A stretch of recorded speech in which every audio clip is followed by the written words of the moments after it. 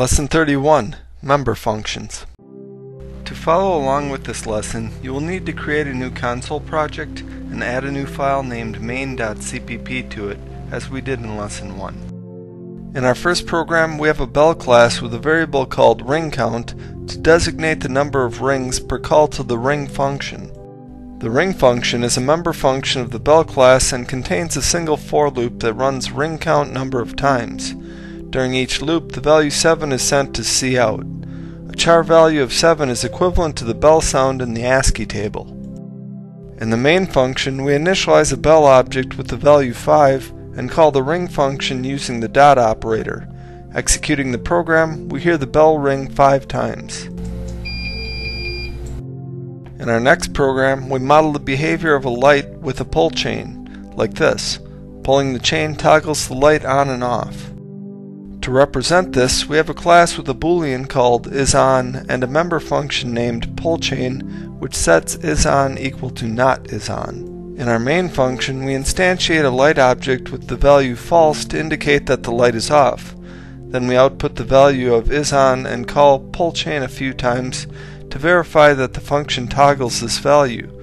Executing the program, we get this. Instead of using a simple pull chain, we might want to have our light on a dimmer switch, like this, where we set the light intensity by turning the knob. To represent this light, we have a light class with an intensity value. Then we add two member functions called brighten and darken to increase or decrease the brightness respectively. In this program, we initialize an object with an intensity value of 3. Then we call our two member functions. Executing the program, we see this. To explain how member functions work, consider this hypothetical class with an int data member and a member function to set the data member.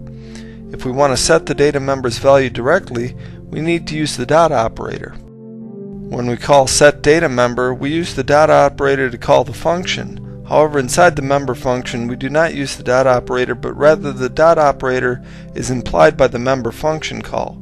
These two statements have equivalent functionality. In this next example, we model the behavior of a tank that moves on a grid. The tank can turn right or left and move forward.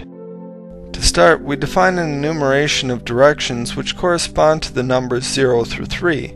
Then we define our tank class. This class has 3 data members to designate the position in the grid and the direction that the tank is facing.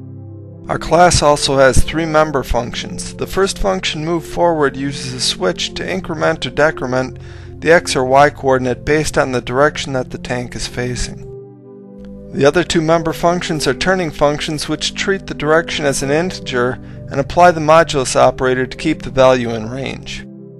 In our direction enumeration, we list the values in the order north, east, south, west.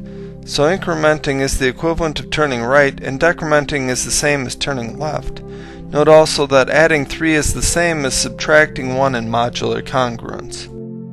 In our main function, we initialize the tank at a position 1, 2 with the direction of north.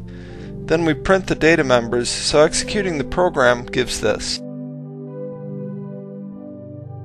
With this initialization, our tank position looks like this. Now we are going to add some member function calls to our main function. We call move forward twice, then turn right, and move forward again. The movement of our tank looks like this. Executing our program with our console output statements, we get this.